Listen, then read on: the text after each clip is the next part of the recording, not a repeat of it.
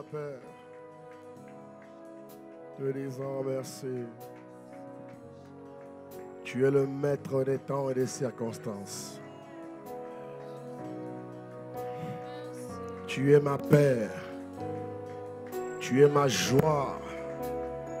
Tu es mon étendard. Tu es ma raison de vivre. Tu es ma raison d'exister. Je te dois tout, Seigneur. Ma vie n'est que le fruit de ta grâce. Si tu n'avais pas fait ce que tu as fait il y a plus de 2000 ans, je ne serais pas là où je suis aujourd'hui. Alors ce matin, reçois. De tout mon cœur, reçois.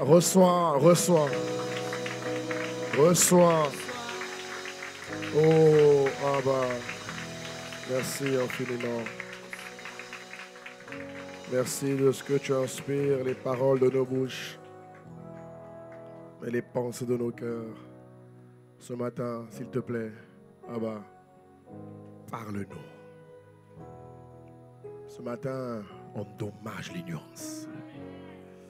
Ce matin, conscientise-nous davantage sur ta parole, sur ta présence, sur ta justice.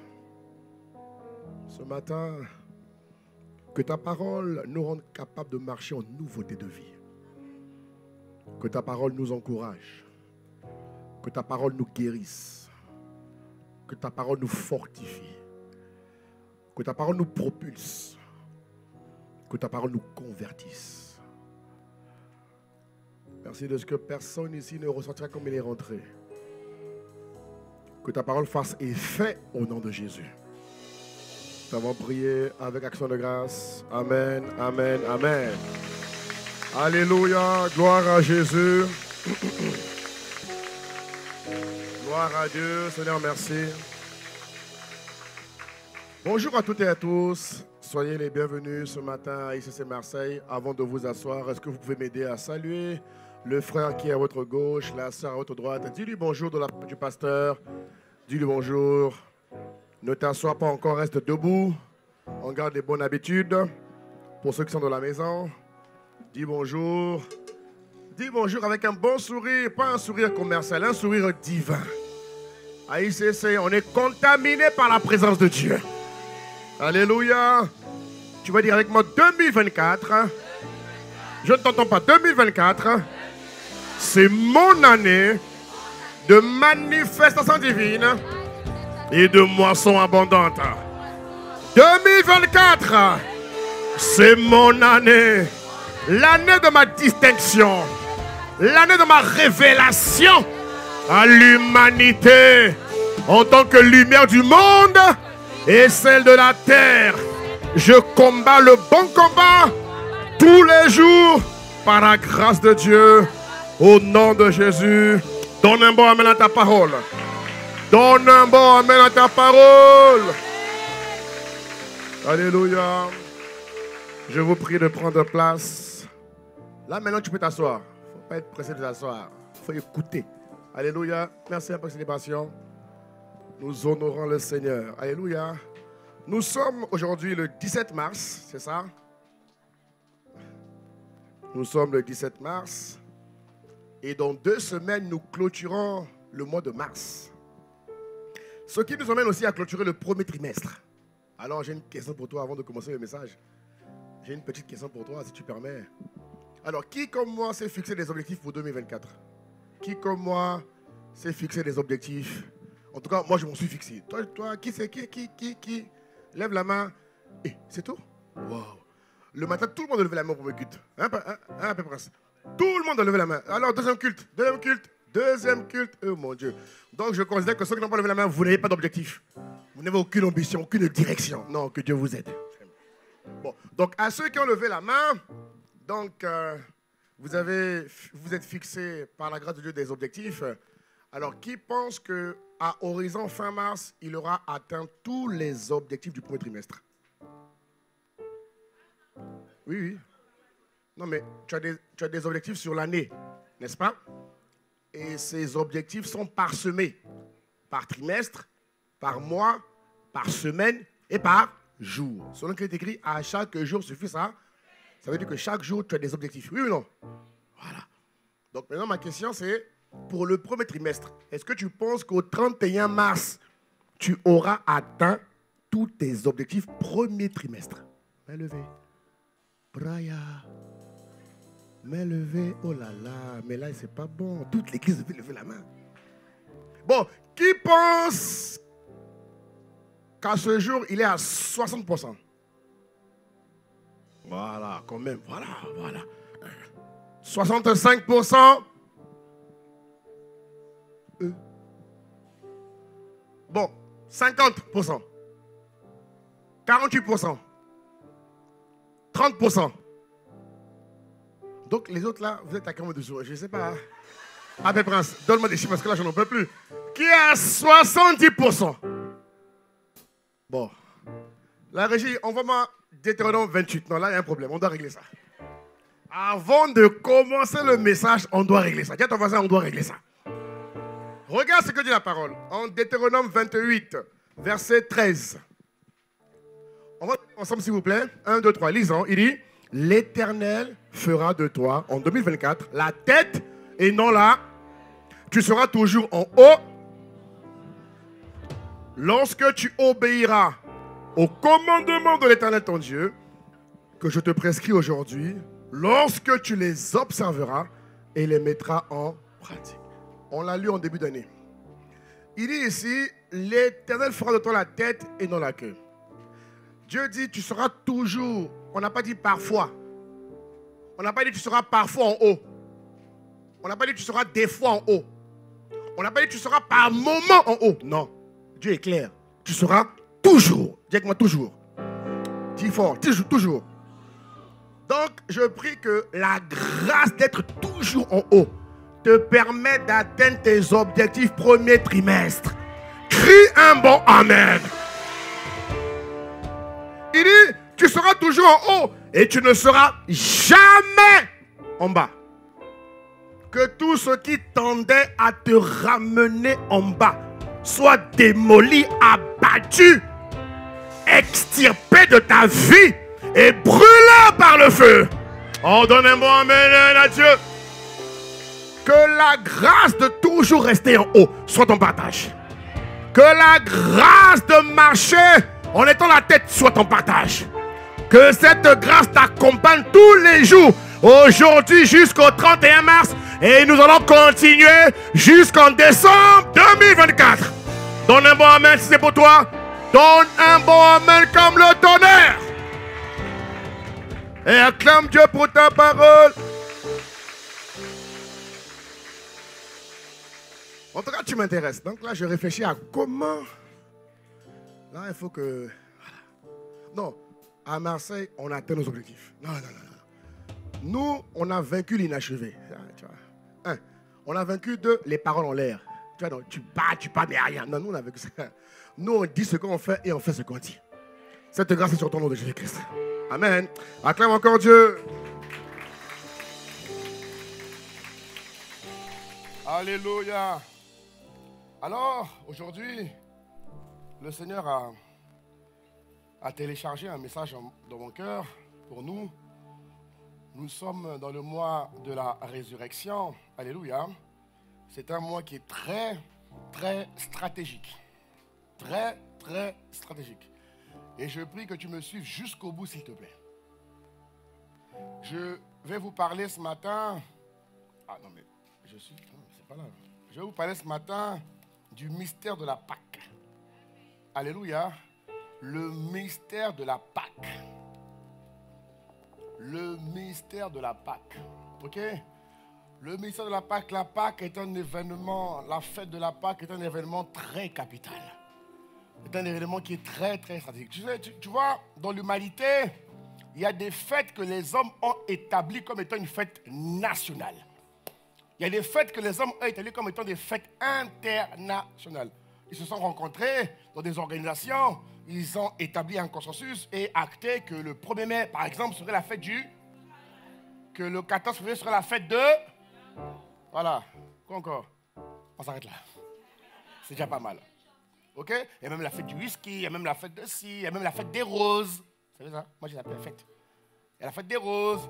Le 8 mars serait la fête de la... Oh, les femmes, que Dieu vous bénisse. Vraiment. Ok? Mais la Pâque est une fête que Dieu a établie. Et la Bible dit, dans le livre de Proverbes 16:4, la Bible dit que Dieu fait toutes choses pour un but. Ça veut dire qu'il y a une raison particulière pour laquelle Dieu a établi la Pâque. Et ici, Dieu a établi la Pâque comme étant une fête annuelle. Ça veut dire qu'il y a une bonne raison pour les enfants de Dieu de commémorer la Pâque tous les jours. Il y a une bonne raison, mes frères et sœurs, pour nous qui sommes de Dieu, de célébrer la Pâque. Vous comprenez? Vous allez comprendre en tout cas. Il y a une bonne raison pour nous. La Pâque, ce n'est pas juste les œufs de Pâques, les chocolats. En ce moment, quand tu vas faire les courses, partout il y a des chocolats. Non, la Pâque, ce n'est pas le chocolat. Mais ce n'est pas mauvais d'acheter du chocolat pour ceux que tu aimes. Et je t'encourage à le faire.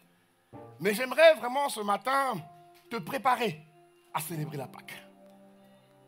Nous devons nous préparer parce que la Pâque a lieu dans 2 semaines par la grâce de Dieu. Et ici à Marseille, on fêtera bien la Pâque. Tu vas comprendre à travers le message d'aujourd'hui pourquoi est-ce qu'il est important pour chaque enfant de Dieu, dans l'humanité bien-aimée, de célébrer la Pâque. Parce que c'est une ordonnance qui vient de Dieu. C'est Dieu qui a dit. Ce n'est pas l'homme qui a dit, c'est Dieu qui a dit. Regardez ce que dit le livre de Exode, chapitre 12, au verset 14. Exode, chapitre 12. Regarde ce qu'il dit. Il dit, vous conserverez le souvenir de ce jour. Ha. Ça va? Il dit, vous conserverez le souvenir de ce jour et vous le célébrerez par une fête. Alléluia. En l'honneur de qui? En l'honneur de Dieu. En l'honneur de l'Éternel. Vous le célébrerez comme une loi perpétuelle pour vos descendants. Voilà le texte biblique qui confirme que l'homme a pour instruction, l'homme nouveau du moins, a pour instruction, mes bien-aimés, chaque année de se préparer. Il dit, vous conserverez. Je dois le conserver. Et demain, quand je quitterai la terre, mes enfants, ma postérité, doit conserver ce rituel. Conserver cette fête. Elle n'est pas n'importe quelle fête. C'est une fête qui est très importante. Alléluia. Et la Pâque a donc commencé avec le peuple de Dieu dans les temps anciens, avec le peuple de Dieu à Israël. Vous connaissez l'histoire. Les Israélites ont été tenus en esclavage. Ils ont été accablés, ils ont été abusés, ils ont été molestés pendant plus de 430 années. Alléluia. Pendant plus de 430 années, ils ont souffert. Ils n'étaient même pas rémunérés, encouragés à la hauteur de leur sacrifice, de leur don. Pharaon, dans le pays de l'Égypte, a abusé de l'église de Dieu, a abusé des enfants de Dieu. Et Dieu a été sensible à ces cris-là. Dieu a entendu leurs cris, comme Dieu a entendu ton cri. Si tu es là à l'église aujourd'hui, c'est parce que Dieu a entendu ton cri. Regarde ce qu'il dit dans le livre de Exode 3, verset 7. Regarde ce qu'il dit. Il dit, l'Éternel dit, j'ai vu la souffrance de mon peuple. Dieu n'est pas insensible à nos souffrances. Dieu n'est pas insensible à nos carences. Dieu n'est pas insensible à nos manquements. Il dit, j'ai vu la souffrance de mon peuple qui est en Égypte et j'ai entendu les cris que lui font pousser ses oppresseurs. Et je connais ses douleurs. Et lorsque Dieu a dit cela, il a décidé d'agir en faveur de ses enfants, comme il agit en ta faveur, bien-aimé. Alléluia. Et c'est là que Dieu va voir Moïse, qu'il suscite un homme qu'on appelle Moïse, un très très grand serviteur de Dieu qui a marqué son époque.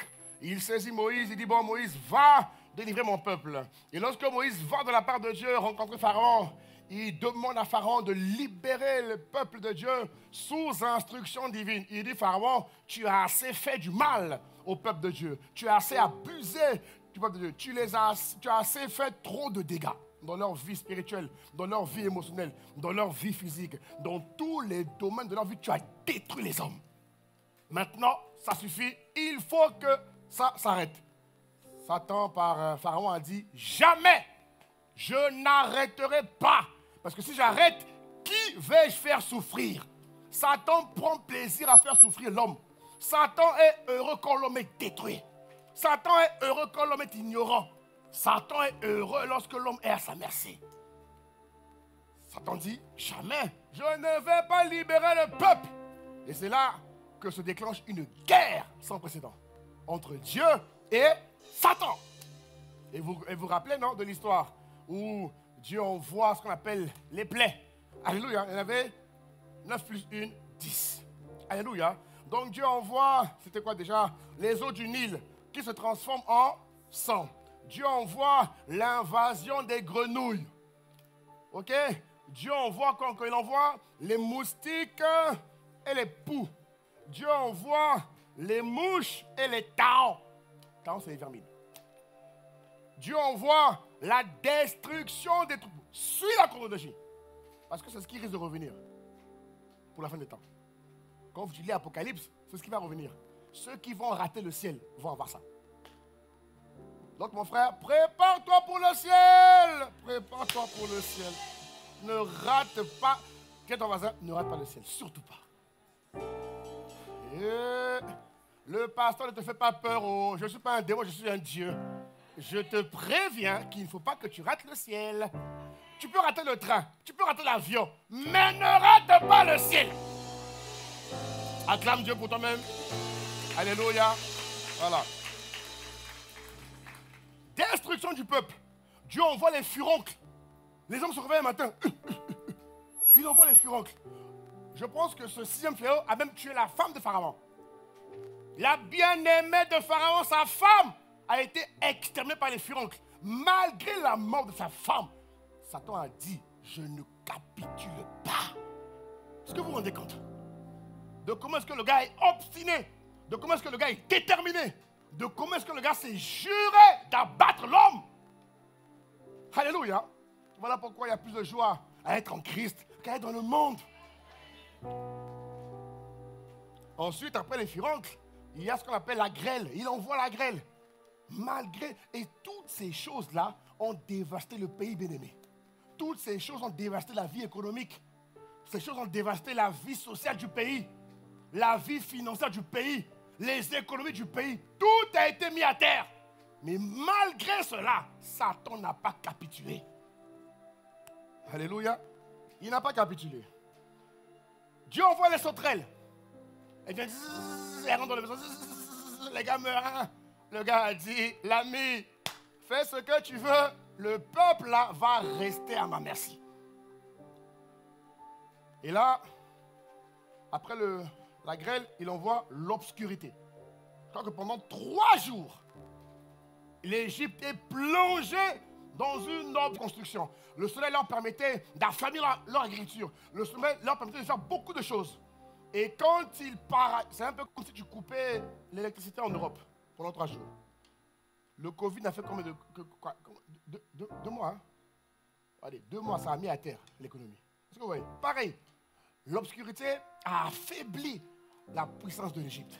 Sauf que ceux qui étaient en Goshen, alléluia, qui étaient cachés en Christ, ont été préservés de cette nuit-là. Et je te vois préservé aussi par la grâce de Dieu dans le nom de Jésus. Et malgré ces 9 plaies, dis avec moi les 9 plaies, Satan n'a pas lâché. Et Moïse, qui avait le fardeau de libérer le peuple, Moïse a été fatigué. Moïse, à un moment donné, il est découragé. Moïse est découragé parce qu'il voit les hommes mourir, les femmes mourir à cause de l'obstination et de la têtudesse du Pharaon. Et Moïse perd courage. Dieu lui dit, non, ne perds pas courage, mon cher. J'ai encore une arme redoutable. Tu as vu ce que les 9 armes que j'ai déployées ont fait à la terre. Elles ont dévasté la terre, mais pas Satan. Mais la 10e arme que j'ai, celle-là, t'inquiète pas. Satan ne pourra pas résister. Pharaon ne pourra pas. Il a beau faire ce qu'il veut. avec cette arme que je vais libérer, il ne pourra pas. Il ne pourra pas. Et cette arme, c'est ce qu'on appelle la Pâque. La Pâque. Dieu dit à Moïse, tu vas aller voir les troupeaux là. Tu vas prendre l'agneau, les agneaux qui sont propres, qui sont encore jeunes, qui sont purs. Tu vas les immoler et tu vas prendre le sang de ces agneaux. Tu vas les appliquer sur les linteaux des portes. Quand je vais déployer l'ange de la mort. Comme quoi, il n'y a pas que Satan qui envoie l'ange de la mort, mon frère. Il n'y a pas que Satan qui envoie l'ange de la mort. L'ange de la mort dépend de Dieu. Puisque dans ce contexte, c'est Dieu, n'est-ce pas, qui envoie l'ange de la mort exterminer, mon frère. Suis-moi très bien. Et donc, Moïse ne comprend pas parce qu'avant Moïse, la Pâque n'avait jamais existé. Moïse a été le premier qui a contribué à révéler la Pâque. Ensuite, Jésus est venu pas faire la Pâque. Ça va? Donc, Moïse ne comprend pas. Il dit, mais attends, Moïse dit, mais je ne comprends pas ce que tu me dis. Je ne comprends pas ce que tu me dis. Il faut que je comprenne. Donc, Dieu lui dit, non, fais-moi confiance. Et donc, il obéit. Il obéit. Il obéit. Parce que l'exterminateur allait venir tuer tout ce qui était premier. Premiers animaux, premiers fils, première femme, tout ce qui était premier allait connaître la mort par le sang de Jésus-Christ. Et donc Dieu dit au peuple d'Israël, appliquez le sang sur les linteaux. Et lorsque l'ange de la mort va passer, il ne pourra pas rentrer en vous. Il ne peut plus, c'est terminé. Mais qu'est-ce qu'il va faire? Il passera au-dessus de vous. Un peu comme toi, mon frère. Hier, Satan t'attaquait de face à cause du sang de Jésus. Satan n'a plus le droit légal de t'embêter. Ah, mon frère, tu comprends ce qu'on dit? Tu donnes un bon amen à Dieu. Exode 12, 12. Regarde ce qu'il dit. Il donne l'instruction. Il dit, cette nuit-là, je passerai dans le pays d'Égypte et je frapperai tous les premiers d'Égypte, depuis les hommes jusqu'aux animaux. Et j'exercerai des jugements. Hé, mon frère, il y a un temps où Dieu juge. J'exercerai des jugements contre tous les dieux. Je suis l'Éternel. Et la Bible nous dit en Hébreu 11, 28, que Moïse a pratiqué cela par la foi. C'est par la foi qu'il fit la Pâque et l'aspersion du sang afin que l'exterminateur ne touchât pas au premier-né des Israélites. Et à travers ce récit, à travers cet acte, à travers cette histoire, nous réalisons une chose, bien-aimés, que la Pâque symbolise pour tous ceux qui sont nés de nouveau, pour tous ceux qui sont nés de Dieu, la Pâque, bien-aimés, symbolise la fête de la liberté. La Pâque symbolise la fête de la délivrance. Sur cette terre, tous les hommes sont soumis à Satan. Il est écrit que le monde entier est sous la puissance du malin. Satan tient les hommes, Satan tient les femmes, Satan tient les systèmes, Satan tient les grands de ce monde. Et pour sortir de sa tutelle, de sa puissance, il te faut avoir une puissance supérieure.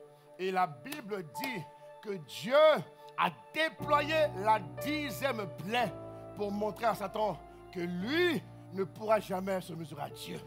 Bien-aimé. Et quand tu comprends ça, tu te rends compte que chaque année, lorsque l'Église célèbre la Pâque, c'est pour fêter la fête de la liberté. C'est pour fêter la fête de la délivrance.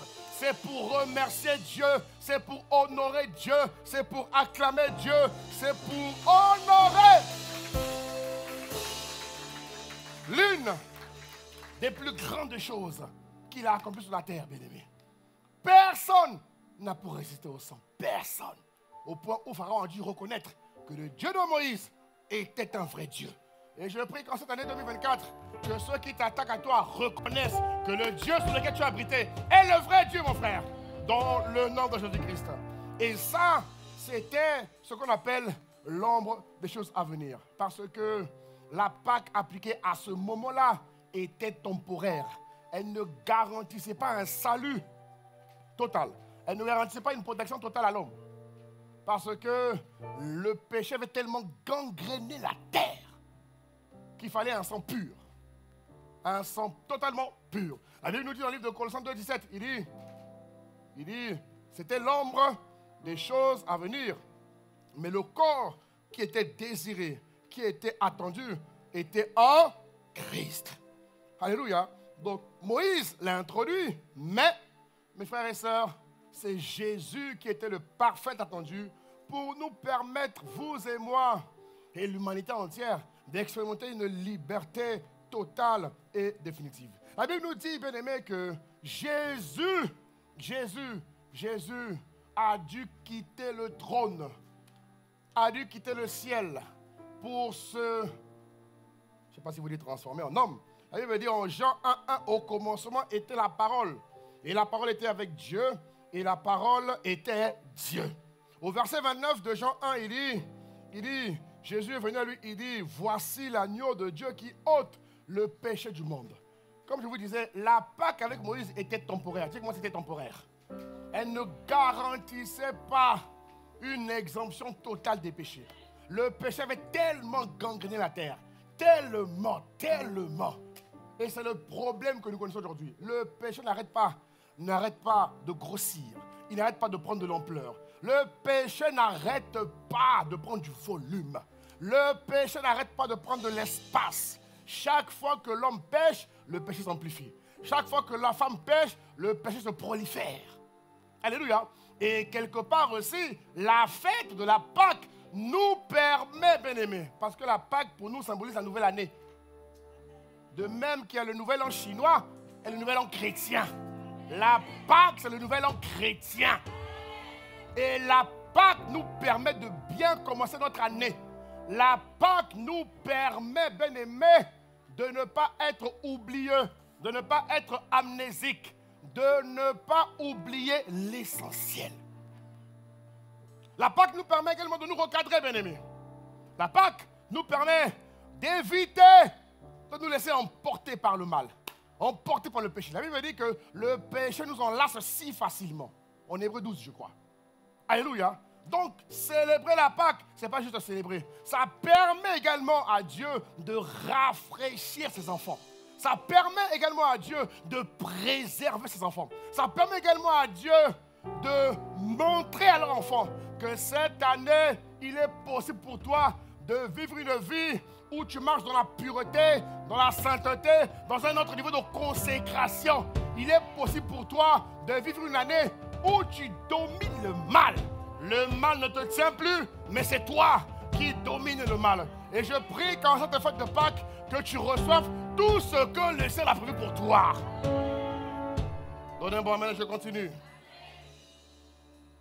Le vrai problème, c'est le péché. La Bible dit, en Romains 5:12, c'est pourquoi, comme par un seul homme, le péché est entré dans le monde, et par le péché, la mort ainsi que la mort, elle s'est étendue sur tous les hommes. Elle s'est étendue. Il y a le péché partout. Dans toutes les salles d'influence, il y a le péché. Dans les rues, il y a le péché. Le péché est là parce que les hommes pêchent. Et lorsque le chrétien aussi continue à pécher, il prolifère le péché. Alors que le chrétien a la capacité de vivre sans péché. Aujourd'hui, j'ai même affaire à des chrétiens qui ne croient même pas. Il y en a un qui m'a dit, pasteur, il ne croit même pas qu'en 2024, il est encore possible de vivre sans péché. C'est possible, mon frère. C'est possible, ma soeur. Oh, miséricorde, miséricorde. Bon, donne un bon amen, on continue. Alléluia. Le problème, c'est le péché. Il dit en Éphésiens 2:3, nous tous aussi, nous étions de leur nombre. Nous vivions autrefois, selon les convoitises de notre chair, accomplissant les volontés de la chair et nos pensées, et nous étions par nature des enfants de colère. Alléluia. Voilà pourquoi la stratégie de Dieu, bien-aimé, était de demander à son fils de consentir à accomplir le plus grand acte qui soit un acte libérateur. Un acte qui te permet de ne plus être sur l'assaut de l'ennemi. Et lorsque le sang a coulé, Dieu a fait en sorte, bien aimé, à ce que le sang ait un rôle parfait. Vous savez comme moi que le chiffre 7, c'est le chiffre de la perfection. Alléluia. Dieu a même veillé. Regardez, lorsque vous voyez le récit de Jésus, il a même veillé que pendant que les Romains frappaient Jésus, Dieu a veillé à ce que le sang coule dans cet endroit stratégique. C'est-à-dire que tout a été conçu méthodiquement pour permettre à l'homme de vivre une liberté et une délivrance parfaite.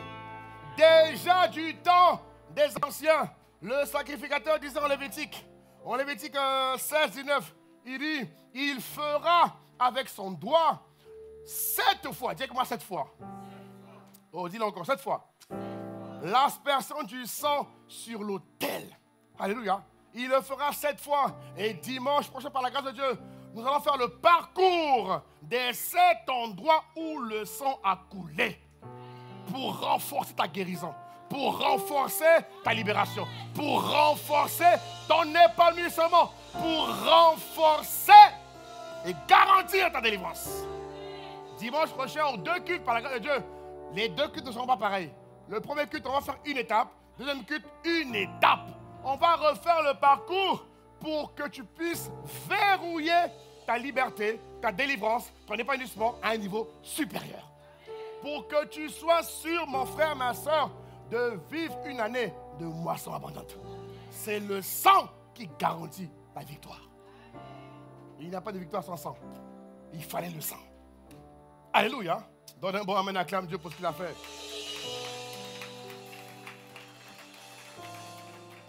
Voilà pourquoi Jean 1,14 dit, il fallait que la parole se fasse chair. Il fallait. Si Dieu restait au niveau divin, ça serait compliqué pour nous. Il fallait que Jésus devienne un homme. Dis que moi, Jésus est devenu un homme. Il fallait, la Bible dit en Jean 1,14, il dit la parole a été faite chair. Elle a habité parmi nous, pleine de grâce et pleine de vérité. Et nous avons contemplé sa gloire. La gloire, comme la gloire du Fils unique venu du Père. La Bible dit aussi en 2 Corinthiens 5, il fallait que celui qui allait donner son sang, il fallait qu'il soit quelqu'un qui n'est jamais, comment on dit ça? Quelqu'un qui n'a jamais subi le péché.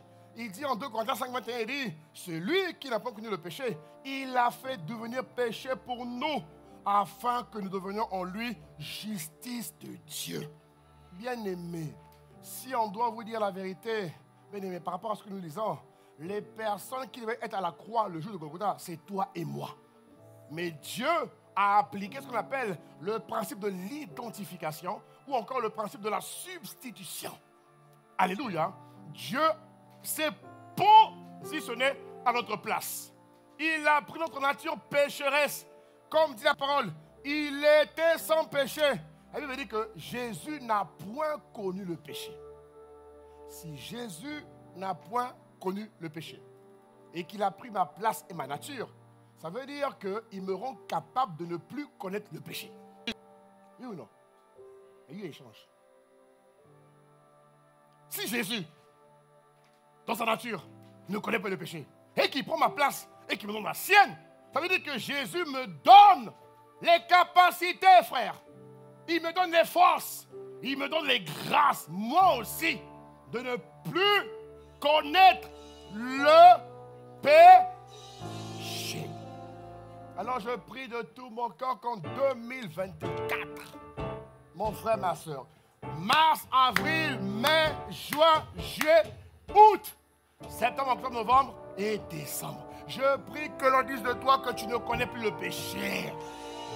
Je prie que la Pâque de cette année, la célébration, la commémoration de la Pâque de cette année te rende capable de ne plus connaître le péché. Oh, donne un bon amen à Dieu. Donne un bon amen à Dieu. Jésus a été livré pour nos offenses. Ouais. En 2 Corinthiens, il dit qu'il a pris notre place pour que nous devenions en lui justice de Dieu. En Romains 4, il dit également qu'il est ressuscité. Romains 4, 25, il dit il a été ressuscité. Pourquoi? Pour notre justification. Ça veut dire quoi? Ça veut dire que la mort de Jésus, bien-aimé, elle t'a permis, mon frère, elle t'a permis, ma soeur, elle nous a permis de devenir des hommes et des femmes qu'on appelle les justes. Le juste est le gars qui dépasse un peu la chrétienté normale. Le juste est quelqu'un qui ne s'appartient plus. Le juste est défini par le glas de vin. Ce n'est plus lui qui vit, mais c'est Christ qui vit en lui. Et le juste a des privilèges. C'est quoi les privilèges du juste? Le juste a des privilèges. Il a des droits, c'est vrai, mais aussi des devoirs. Mais dans les privilèges du juste, écoutez-moi très très bien, bien-aimés. Dans les privilèges du juste, la Bible dit que lorsque le juste crie, qu'est-ce que Dieu fait? Qu'est-ce que Dieu fait? Si je pose la question à quelqu'un ici, est-ce que tu es sûr que depuis le 1er janvier jusqu'au 17 mars, toutes tes prières ont été exaucées? Lève la main. Lève la main. Depuis le 1er janvier jusqu'au 17 mars, toutes tes prières. Lève la main. Regardez. Même pas le 10e de la salle. Regardez. Toutes tes prières. Tout ce que tu as prié depuis le 1er janvier jusqu'à ce jour. Tes prières ont été... Lève la main. Je veux voir. Lève. On va acclamer tout. Lève. Tu vois? Pas tout le monde. C'est pas normal. Mettez-moi le passage. Lorsque le juste crie, qui est juste ici? Ah, merci. Non, lève la main. Mon frère, lève la main. Lève ta main. Ma soeur, lève ta main. Oui, maman, lève la main. Voilà. Lève la main. Tu es juste au nom de Jésus-Christ. Mon frère, lève la main. Lève la main. Voilà. Acclamons Dieu pour tous les justes ici. Non, mais c'est important, bien-aimé. C'est important. Si vous n'êtes pas épanoui dans l'exaucement de vos prières, mais pourquoi vous priez alors? Pourquoi tu es chrétien? Ça n'a aucun sens. Si tu es chrétien, c'est qu'il y a une valeur ajoutée. Si tu es chrétien, c'est que ça valait la peine d'être chrétien. Et Dieu te démontre que tu n'as pas fait le mauvais choix. Alors en quoi Dieu est engagé et glorifié? Quand il n'a pas exaucé tes prières. Dis-moi mon frère. Regarde ce qu'il dit. Il dit, quand les justes crient. Est-ce que quelqu'un crie ici? Je crois que oui. On crie tous, frère. On a tous des besoins, mon frère. On a tous des challenges. On a tous des défis. Pour ceux qui veulent. J'aime pas ce mot, mais bon. Beaucoup ont des problèmes. Moi, j'aime pas ce mot. Alors, parce que les problèmes ont été emportés à la croix. Je crois qu'un juste a des défis, a des challenges, mais pas de problème.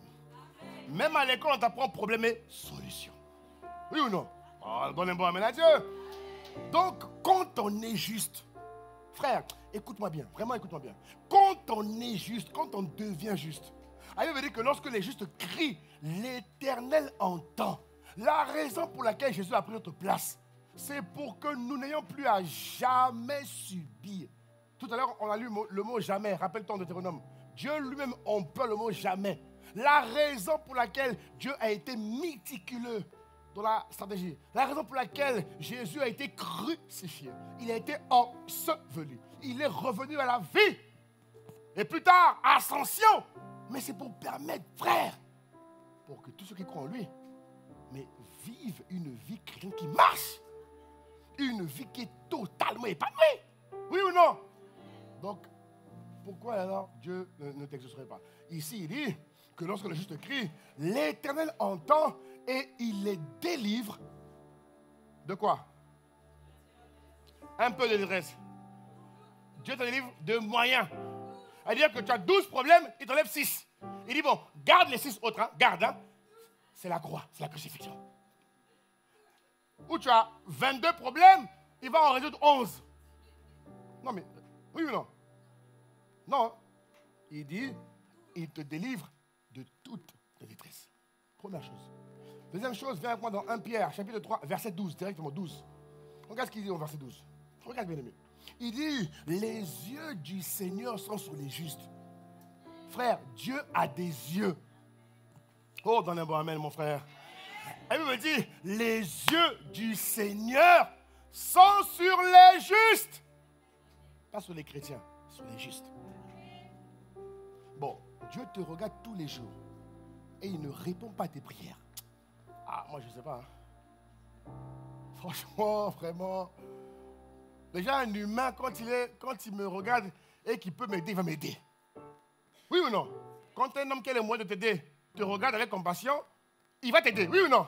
Bon, Dieu te regarde. Dis à ton voisin, Dieu te regarde. Ah! Et il ne répond pas à tes prières. Non, il y a un problème, mes frères. Il y a un problème. Oh, qu'est-ce qu'il dit? Il dit, les oreilles, Dieu a des oreilles. Oui, Dieu a des oreilles. La Bible dit que les oreilles de Dieu, elles sont attentives. Attentives. On demande à un homme d'être attentionné à son épouse. On demande à un homme d'être attentionné à son épouse. On dit, monsieur le mari, soyez un homme attentionné. Écoute ton épouse. L'épouse aime parler. Elle a besoin de parler, donc il faut l'écouter. Il faut être attentionné. Il faut l'écouter. Et quand elle te parle et qu'elle a des besoins, il faut que tu répondes. Parce que l'homme, c'est le pourvoyeur. Dis amen. Dieu dit que lorsque le juste a des défis et qu'il les fait monter vers le ciel, Dieu est attentionné. Je te repose la question. Depuis le 1er janvier jusqu'au 17 mars, pourquoi tes prières ne sont pas exaucées?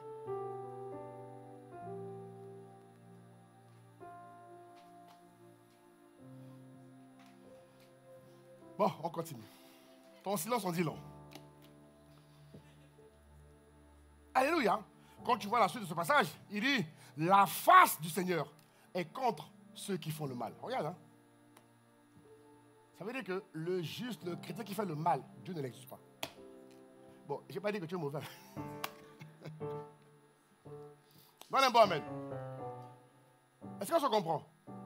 Mais tant que tu restes dans la catégorie du juste, mon frère, Dieu répond. Dieu répond. Et cette commémoration, cette fête de la Pâque va te permettre de te restaurer, de te redimensionner, afin que tu opères comme un vrai juste, afin qu'à partir de mars jusqu'à décembre, toutes tes prières vont connaître un exaucement sans précédent.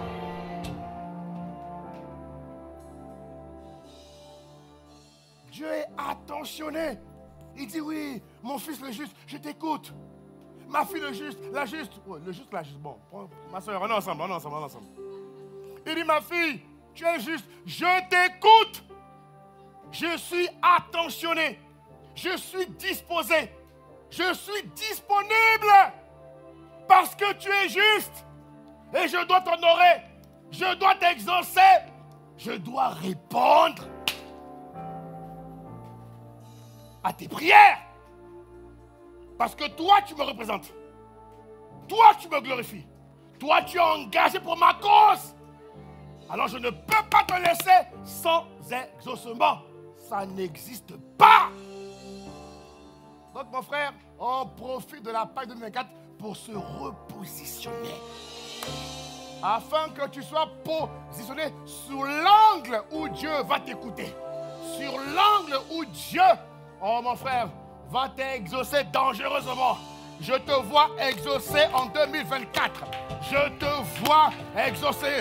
Que la grâce de l'exaucement vienne sur toi. Donne un bon amen à Dieu. Alléluia. Frère, être en Christ, hey, c'est la meilleure des choses. J'ai pitié de ceux qui sont dans le monde. Pitié. Pitié. Pitié. Et voilà pourquoi je dis, Seigneur, aide-nous au mois de mars à gagner plus d'âmes. Aide-nous à gagner nos parents. Aide-nous à gagner nos collègues. Aide-nous à gagner la ville. Alléluia. Ce que Dieu, par Jésus, a fait pour nous, ça a coûté à Dieu. Bien-aimé, le salut coûte. Le salut a coûté cher à Dieu. Déjà, regarde. En Ésaïe 53, à partir du verset 1, il dit, qui a cru à ce qui nous était annoncé? Qui a reconnu le bras de l'Éternel? Il s'est élevé devant lui. Bon, direct, on va au verset 3. Il dit, méprisé et abandonné des hommes, homme de douleur et habitué à la souffrance, semblable à celui dont on détourne le visage. Nous l'avons dédaigné. Nous avons fait de lui aucun cas. Verset 4, écoute bien. Regarde ce qu'il dit. Ce sont nos souffrances qu'il a portées. Jésus n'avait rien fait. Mais il a porté tes souffrances. Si Jésus a porté tes souffrances, comment justifies-tu que tu souffres encore aujourd'hui? Quelqu'un m'entend? Si Jésus a porté tes souffrances, comment justifies-tu le fait que tu souffres encore aujourd'hui? Ah, mais pasteur, on est sur la terre, hein? Ah. Et alors? Alléluia. La suite, il dit, c'est de nos douleurs qu'il s'est chargé. Nous l'avons considéré comme puni, frappé de Dieu. Dieu a frappé Dieu. Puisque Jésus est Dieu, Dieu a dû frapper Dieu pour que toi et moi on soit sauvés. Il dit au verset 5, mais il était blessé pour nos péchés, brisé pour nos iniquités, bien-aimés. Le châtiment qu'il nous donne est tombé sur lui. Et c'est par ses meurtrissures que nous avons été guéris. Regarde le verset 6, ça c'était nous avant. Nous étions tous errants. Dis moi errants. Tu as quitté l'errance à cause de la délivrance.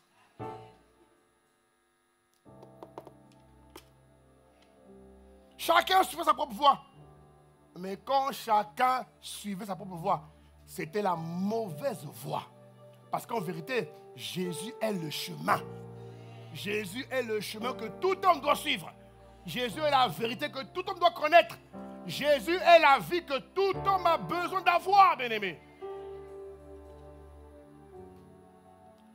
Il était maltraité, opprimé.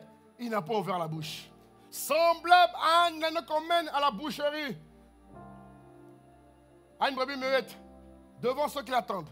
Il n'a pas ouvert la bouche. Il était enlevé par l'angoisse et le châtiment. Et parmi ceux de sa génération, qui a cru qu'il était retranché de la terre des vivants et frappé pour les péchés de mon peuple. Alléluia. De Gethsemane à Golgotha, bien-aimé, Jésus a souffert grave. Et Hébreux 2, au verset 3, nous dit, comment échapperons-nous en négligeant un si grand salut?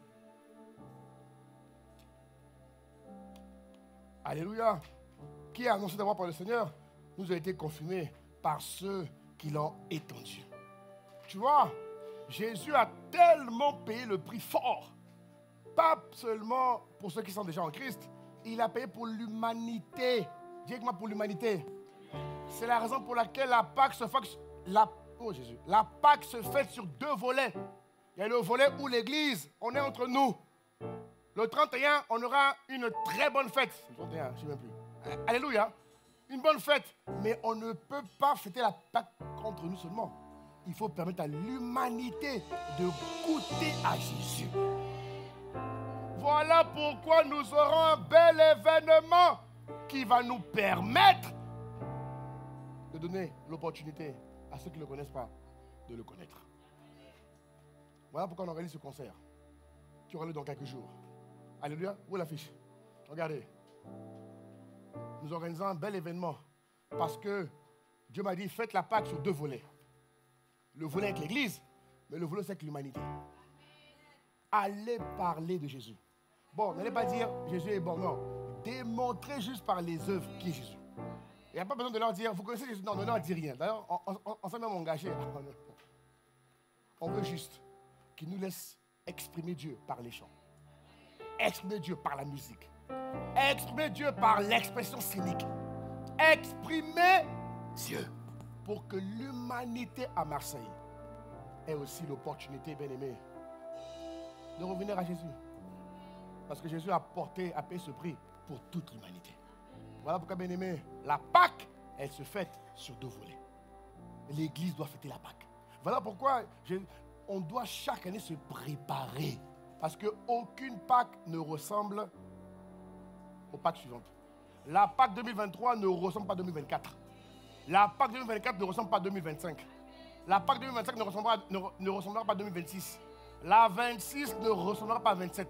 Ainsi de suite. À chaque Pâque, il se passe quelque chose de nouveau.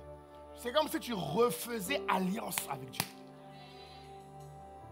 C'est comme si tu te réengageais encore avec Dieu. Et quand tu refais alliance, Dieu augmente les grâces. Quand tu refais alliance, Dieu augmente les forces. Quand tu refais alliance, Dieu augmente les capacités. Dieu te donne la force de ne plus pécher. Dieu te donne la force de ne pas subir les tentations. Parce que, bien aimé, le grand problème de la terre, c'est le péché. Vous remarquerez que nous sommes dans le temps de la fin et de plus en plus d'inventions, d'innovations, de connaissances et autres. Mais paradoxalement, aussi vrai qu'il y a plus de connaissances, plus d'inventions, il y a plus de maladies bizarres. Alors que normalement, la science qui se développe devrait réduire les maladies existantes. Mais on a l'impression qu'aujourd'hui, plus la science se développe, plus des maladies bizarres apparaissent. Pourquoi? Le mal abonde. Le péché abonde. Et le péché détruit l'homme. Le but du péché, c'est de détruire l'homme. C'est de rendre l'homme impuissant.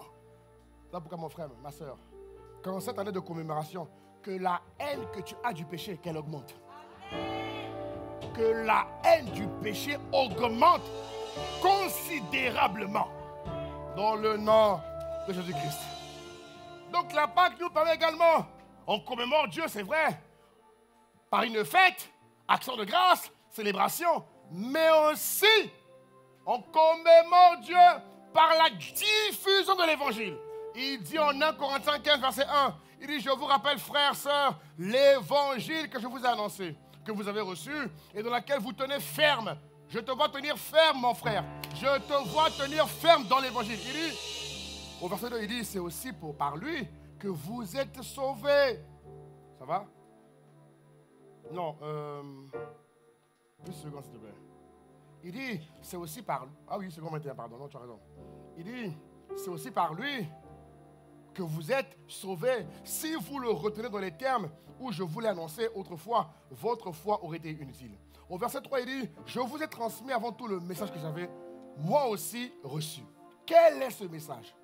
Christ est mort pour nos péchés. Donc, au mois de la Pâque, mais l'Église doit se mobiliser. L'Église doit se préparer. C'est un événement capital, important, stratégique. L'Église doit faire de sorte à ce que le maximum de l'humanité où nous sommes établis entende parler de Dieu. Au moins qu'ils entendent. Dis-moi qu'ils entendent. Au moins qu'ils entendent. S'ils ne veulent pas écouter, au moins ils auront entendu. Mais on doit faire de sorte à ce qu'ils entendent Dieu. Qu'ils voient. Parce que des fois, une image vaut 1000 mots. Des fois, tu vas parler pendant 1 heure, le gars, il n'a rien compris. Tu mets une image, il est touché. Vous voyez? La diversité de la manière dont nous emmenons l'évangile. Il dit Christ est mort pour nos péchés, conformément aux Écritures. Il était enseveli. Il est ressuscité le 3e jour. Alléluia. Au verset 11, il dit, ainsi donc, que ce soit moi ou que ce soit eux, voilà le message que nous prêchons. Nos messages doivent être basés sur Christ, uniquement Christ. Voilà, je continue. Et cet évangile, bien aimé, on ne doit pas en avoir honte. Parce que Jésus a tellement fait. C'est la réponse aux besoins de tout homme sur terre. Jésus est la réponse aux besoins de tout homme. Jésus est la réponse de l'humanité. Il y en a qui ne le diront pas. Parce que Satan a obscurci, comme dit 2 Corinthiens 4. Il dit Satan les a obscurcis. L'obscurité que Dieu avait donnée au peuple d'Égypte, ça, Satan l'a récupéré. Et il a obscurci les hommes. Alléluia. Et toi, tu es sorti de ces ténèbres, de cette obscurité, pour rentrer dans le royaume des lumières.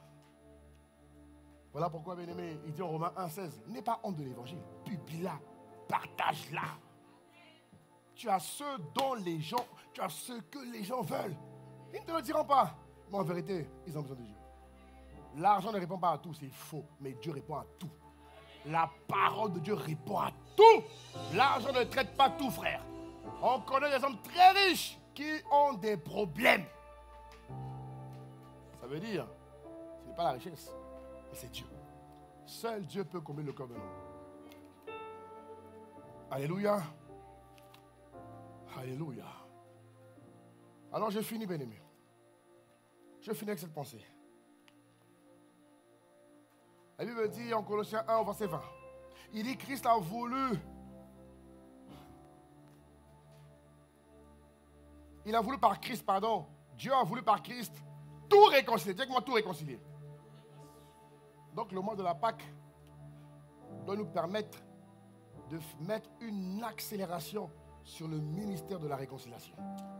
Chaque année, à la veille de la Pâque, non, l'Église doit se mobiliser, bien aimé.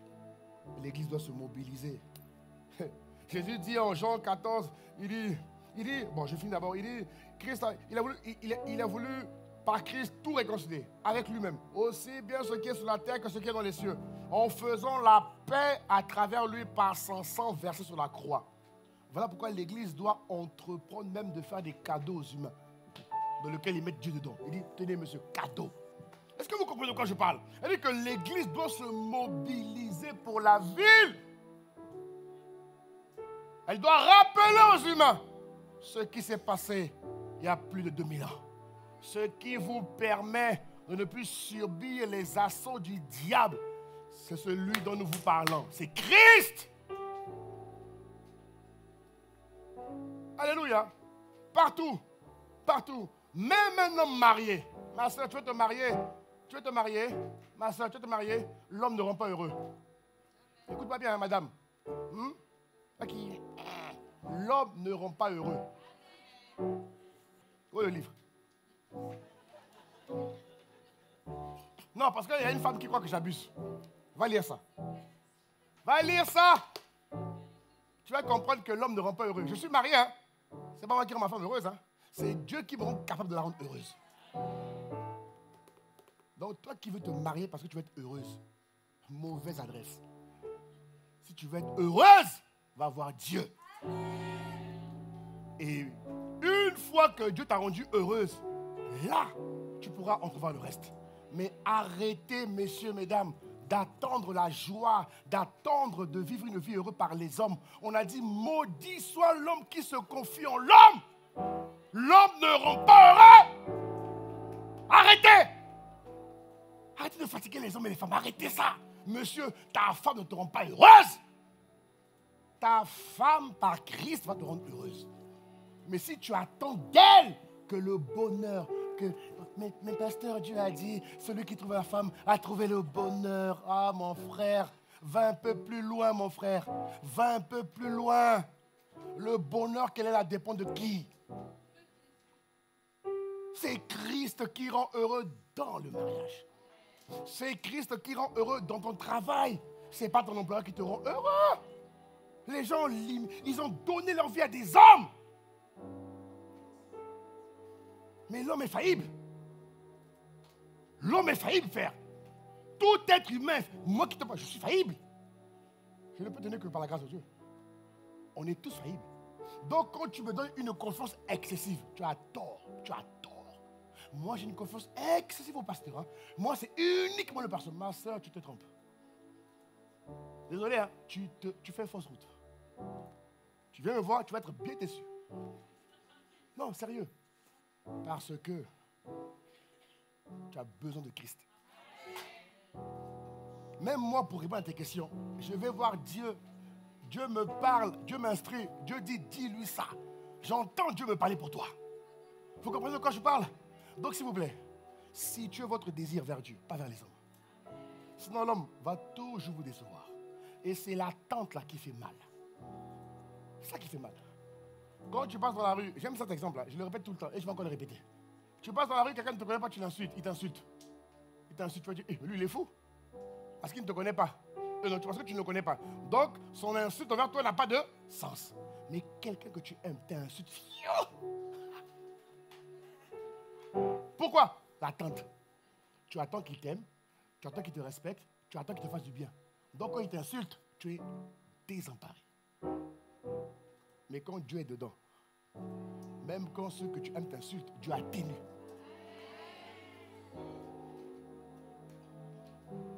Alléluia. Il dit en Jean 14,6, c'est moi qui suis le chemin. Bien-aimé, C'est Dieu le chemin, ce n'est pas les hommes. Même ton travail, tu veux des promotions, ce n'est pas l'employeur. C'est Dieu qui va toucher le cœur de l'employeur. Dieu incline les cœurs des hommes en sa faveur. Tu veux avoir un règlement dans ta situation administrative, ce n'est pas la préfecture, c'est Dieu. Donc arrêtez d'avoir une attente latente vers les hommes. Arrêtez ça. C'est un péché de faire ça. On se confie excessivement en Dieu, pas en un homme. Je t'évite les maladies. Hein. Je t'évite les maladies longue durée. La plupart des maladies longue durée sont dues à des trahisons, à des déceptions. Non, mais vérifiez. Hein. Si vous ne connaissez pas, on peut aller à l'hôpital le mardi. Pourquoi mardi? Je ne sais pas. On peut aller mardi ou mercredi. On va demander, monsieur le docteur, quelles sont les maladies longue durée? Cancer, quoi encore? Cancer, hypertension. Ok. Maintenant, d'où viennent ces maladies-là? Ils vont dire eux-mêmes. Même les scientifiques commencent à découvrir que, frère, les manques de pardon, les trahisons, les déceptions conduisent les humains à des maladies longue durée. Mais c'est dû à quoi? C'est dû au fait que l'homme s'est trop confié. Il a mis sa confiance absolue en un homme. Et le pauvre, la pauvre, il a été piégé. Et ça tue. Voilà pourquoi, hein, à la Pâque là, pardon, repositionne-toi. Enlève ta confiance absolue. Dieu! Donne un bon amen.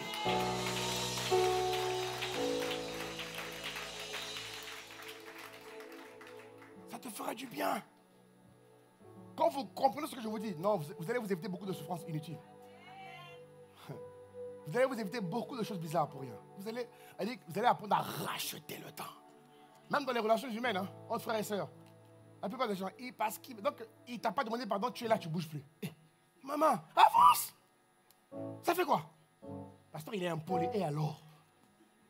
Toi, tu étais poli tout le temps, toi. Tu n'as jamais été impoli.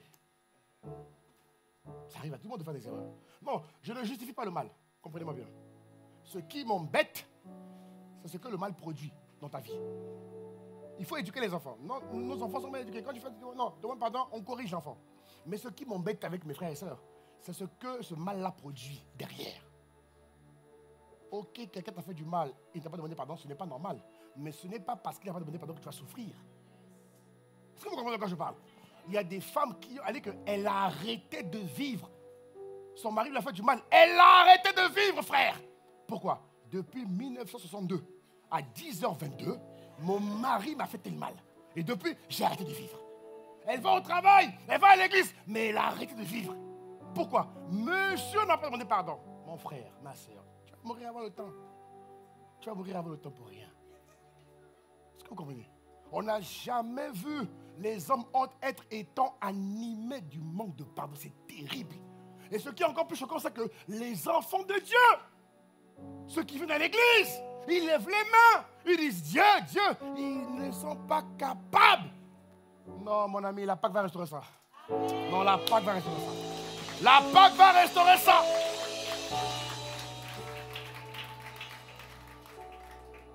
Isaïe a dit qu'il a brisé, il a été brisé pour nos iniquités.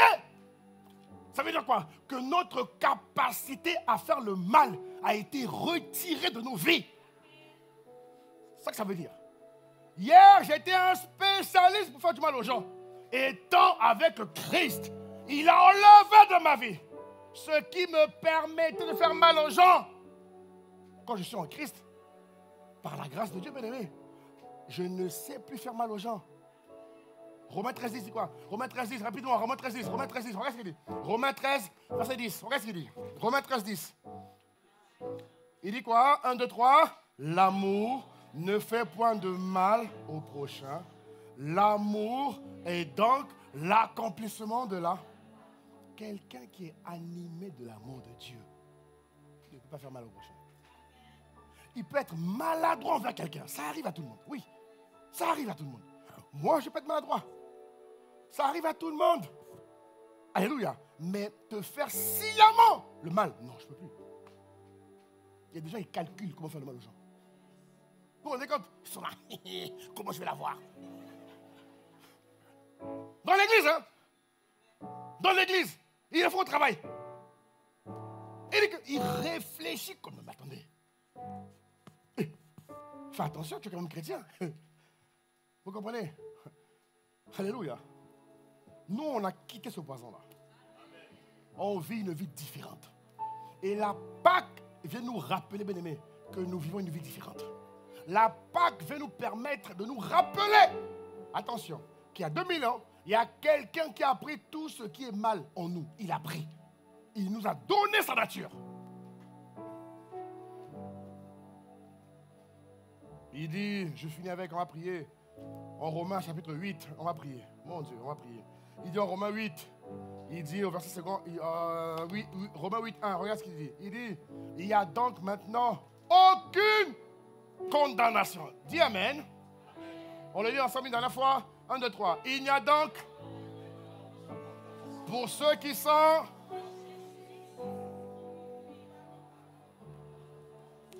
Beaucoup de chrétiens lisent ça, ils disent, pasteur, moi je suis en Christ, hein. Il n'y a plus de condamnation pour ceux qui sont en Jésus-Christ. Il dit, maman, il faut bien lire jusqu'à la fin.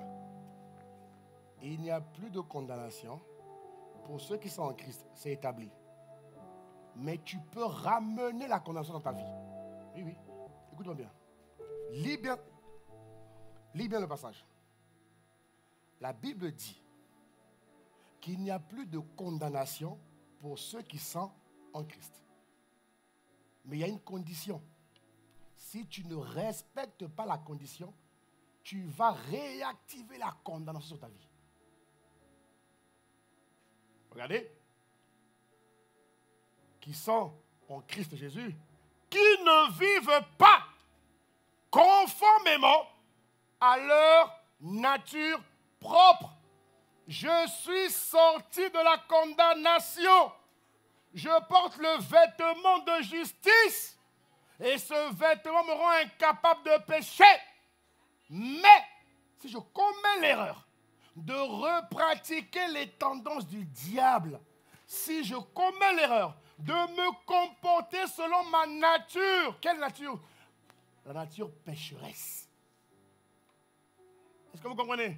Si je commets l'erreur de retomber jaloux de quelqu'un, si je commets l'erreur d'envier quelqu'un, si je commets l'erreur, vous comprenez maintenant? Si je commets l'erreur de faire ce que le monde fait, et je le fais plusieurs fois, mon frère, ma soeur, tu ramènes l'action de la condamnation sur ta vie.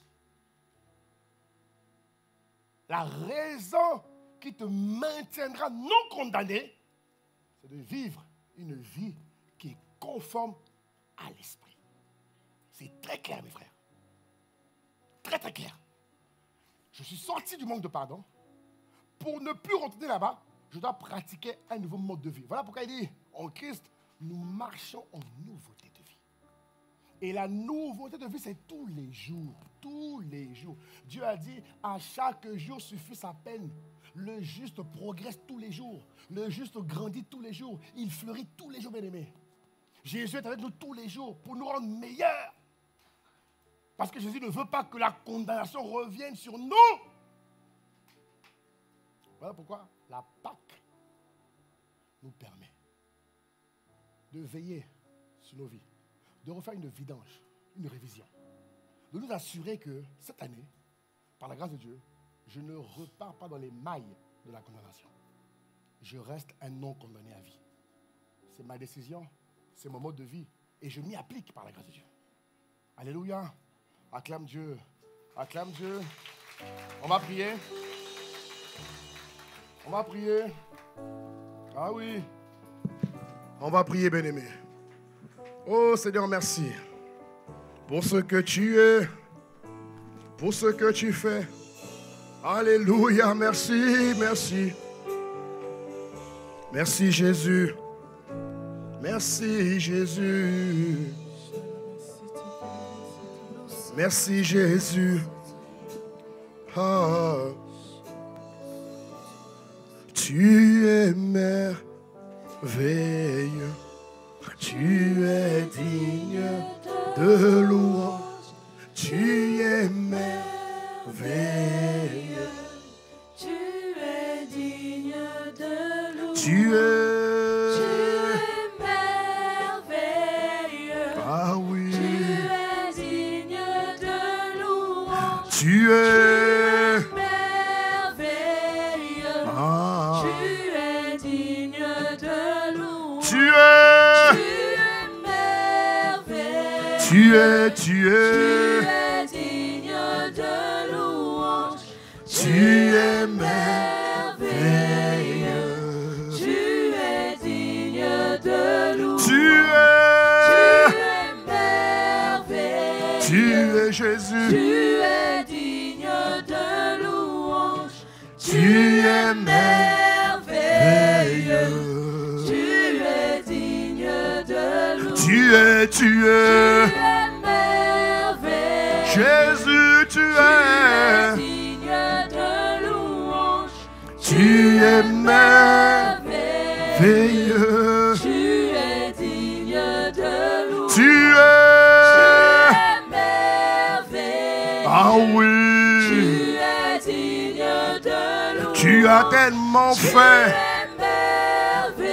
Ah oui, ah oui, ah oui. Tu es digne de louange. Tu es merveilleux. Tu es digne de louange. Tu es merveilleux. Ah oui. Tu es digne de louange. Bien-aimé, élève la voix s'il te plaît.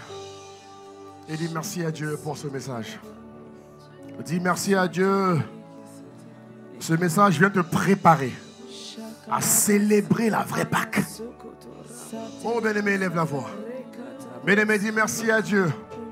Bien-aimé, honore Dieu. Élève la voix plutôt. Dis-lui merci, rends grâce à Dieu. Rends grâce à Dieu pour ses bontés, pour son amour. Brian Osoyan de Rebabahiga de Rebabaya. Ziyan de Rebabaya. Ikanto Soyan de Rebahiga de Rebabaya. Yabaya no Robobosa. Mahika Siyama Yababos.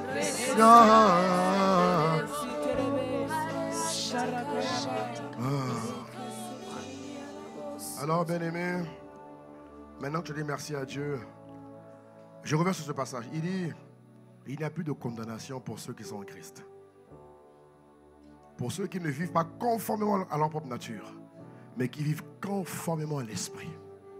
Bien-aimé, nous allons élever la voix et tu vas dire, Seigneur, s'il te plaît, en 2024, aide-moi à vivre une vie qui est conforme à l'Esprit. Je ne veux plus repartir sous l'assaut de la condamnation. La condamnation, c'est réactiver la malédiction. La condamnation, c'est réactiver la poisse. La condamnation, c'est réactiver le malheur. La condamnation, c'est devenir une espèce de Jonas. Un peu comme quelqu'un qui va jeter dans un poisson. La poisse, le malheur. C'est réactiver toutes les tendances de l'ennemi contre toi. Alors que je te parle ce matin, bien aimé, nous allons élever la voix. Tu vas rendre grâce à Dieu de ce que nous ne sommes plus condamnés. Mais demandez surtout à Dieu la grâce de rester non condamnés. Comment? En vivant une vie conforme à l'Esprit. Alléluia. En vivant une vie conforme. Ne plus être condamné. Savoir été libéré. Il dit en Colossiens 1, 12, 13, il dit, au verset 13 plutôt, Colossiens 1, 13, il dit, Dieu nous a délivrés de la puissance des ténèbres et nous a transportés dans le royaume de son Fils. Lorsque je vais pécher, commettre des erreurs, je repars sous la puissance des ténèbres. Et c'est terrible. Tu comprends? Demander à Dieu de vivre selon l'Esprit, c'est avoir un cœur vrai, avoir un cœur pur, avoir le cœur de Dieu qui bat en toi. On commettra toutes les erreurs, c'est vrai. Mais avoir le cœur de Dieu, c'est te permettre de ne plus commettre des erreurs qui te ramènent dans le monde. Parce que repartir dans le monde, c'est toutes ces choses. Les malédictions, les condamnations, les poisses, c'est toutes ces choses, bien-aimés. Alors on va élever la voix. Tu vas dire, Seigneur, s'il te plaît, pour cette Pâque, aide-moi à vivre une vie qui est conforme à l'Esprit de Dieu. Aide-moi tous les jours. Tu as dit que tu es avec moi tous les jours. Alors s'il te plaît, aide-moi tous les jours. Élève la voix s'il te plaît. Aide-moi. Je t'en supplie, aide-moi. Je t'en supplie, aide-moi. En 2024, je veux vivre une vie conforme à l'Esprit de Dieu. Aide-moi, Abba Père.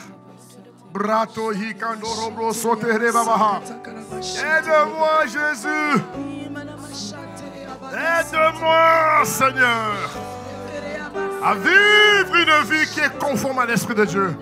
Bien-aimés, élevons la voix, élevons la voix, élevons la voix. Élevons la voix, élevons la voix.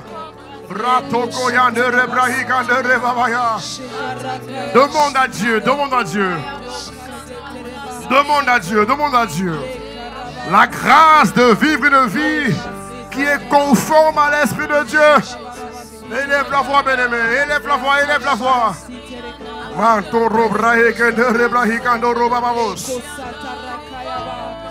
Élève la voix, s'il te plaît. Élève la voix, s'il te plaît. Élève la voix, s'il te plaît. Élève la voix, s'il te plaît.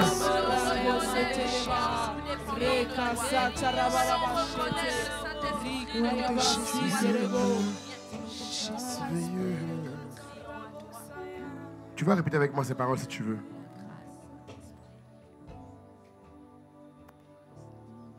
Avant de faire cette prière, j'aimerais donner l'occasion à quelqu'un ici qui ne connaît pas Jésus. S'il te plaît. Tu ne connais pas Jésus. Ou tu veux revenir à Jésus. Tu ne connais pas Jésus. Ou tu veux revenir à Jésus. S'il te plaît. Alors que tout le monde a les yeux fermés, s'il vous plaît. Je demande à mon frère et à ma soeur qui ne connaît pas Jésus, lève ta main là où tu es, s'il te plaît. Lève juste ta main. Je vais prier avec toi. Tu ne le connais pas, lève juste ta main. Juste ta main. Lève ta main là où tu es simplement. Et je vais prier avec toi. Mon frère et ma soeur, tu ne connais pas Jésus. Merci pour cette main levée. Merci ma soeur. Tu ne le connais pas. Mais aujourd'hui, il veut te donner l'occasion, l'opportunité de revenir à lui. Alors s'il te plaît, lève ta main. Tu veux revenir à Jésus. Merci pour les deux mains levées. Merci. Je sais qu'il y a encore des mains qui ne veulent pas se lever. Mon frère, ma soeur, lève ta main. Pourquoi je dis ça? Parce que Romains 19 nous dit, Romains chapitre 10, verset 9, regarde ce qu'il dit. Il dit, second 21. Rapidement, s'il vous plaît, Romains 19. Regarde ce qu'il dit. Il dit, si tu confesses publiquement, tu vois, c'est la raison pour laquelle il faut lever la main. Ce n'est pas pour t'embêter que je dis ça. Il dit, si tu reconnais publiquement de ta bouche que Jésus est le Seigneur, si tu crois dans ton cœur que Dieu l'a ressuscité, tu seras sauvé. Ma soeur, merci pour ta main. Alors vous allez répéter avec moi, Seigneur Jésus, je te dis merci. Merci infiniment pour ce culte, pour ta parole que j'ai écoutée, que j'ai reçue. Et je refuse de sortir d'ici sans prendre l'une des décisions les plus importantes. C'est de revenir à toi. C'est de te connaître. En cette année 2024, je fais le choix, sans contrainte, ni détour, de venir à toi. Je t'accepte comme étant le Seigneur et le Sauveur de ma vie. Aide-moi. Je ne veux plus vivre une vie de condamnation, une vie de malheur, une vie de poisse, une vie de malédiction. Je ne veux plus ces choses.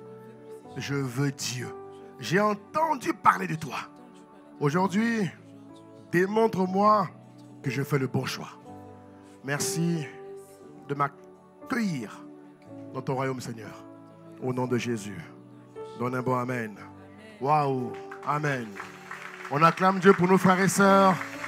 On acclame Dieu. Maintenant, tout le monde va répéter avec moi cette prière importante. Dis avec moi, Père, je te dis merci pour cette parole qui tombe à point nommé. Merci infiniment de ce que nous sommes en Christ. Nous ne sommes plus sur l'effet de la condamnation.